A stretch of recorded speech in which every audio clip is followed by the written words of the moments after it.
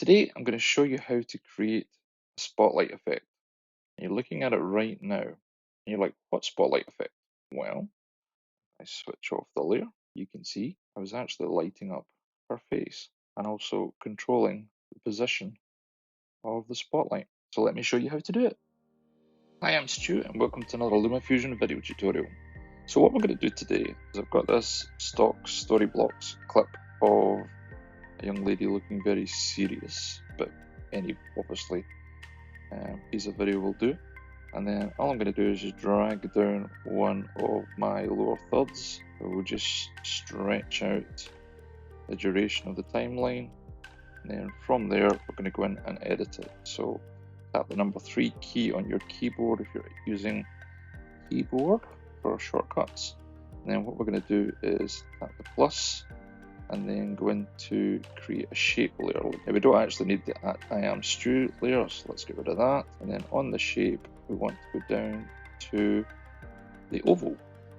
And once we've got that in place, we can then go to our positioning and just play with the shape of it. You can stretch it out, make it more circular, that kind of thing. Just roughly place it over the face, and then we're going to go to our color and effects, go to the blurs, and I want to give this quite a heavy blur, so I'm going to start with Gaussian 100. It's looking pretty good. I'm going to go back to frame and fit, and then we need to tap on size and position so that we can see our blending. I wish the guys at Lumafusion would allow blending to be higher up on the list, because it's something I use a lot, but anyway, that's just personal sort of preference. Now, blending wise, you've got a couple of options here. You've got overlay, which comes in quite harsh, or you've got soft light, which is a little bit more subtle, tends to make the contrast a little bit flatter. So what I tend to do is go for overlay, dial back the amount.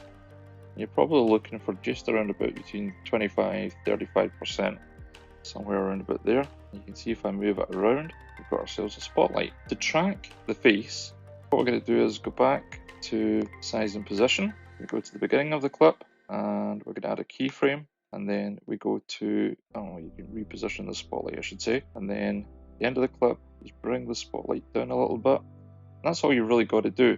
If you were doing something more complicated in terms of somebody actually walking towards you or walking from left to right or frame, you would probably have to add more keyframes into the size and position that you can see here. But because this is a straightforward sort of just slight movement of, I think it's just a sort of, it's just a kind of tilt down, then all we need is a keyframe beginning and end. And then we can just play the clip through.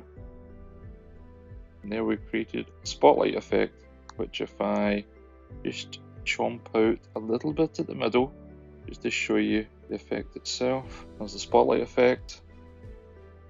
There it is off. There it is back on. So it's quite a subtle but effective way of just brightening up a specific point in the image. And there we go, a simple spotlight effect for you. Hope you enjoyed this.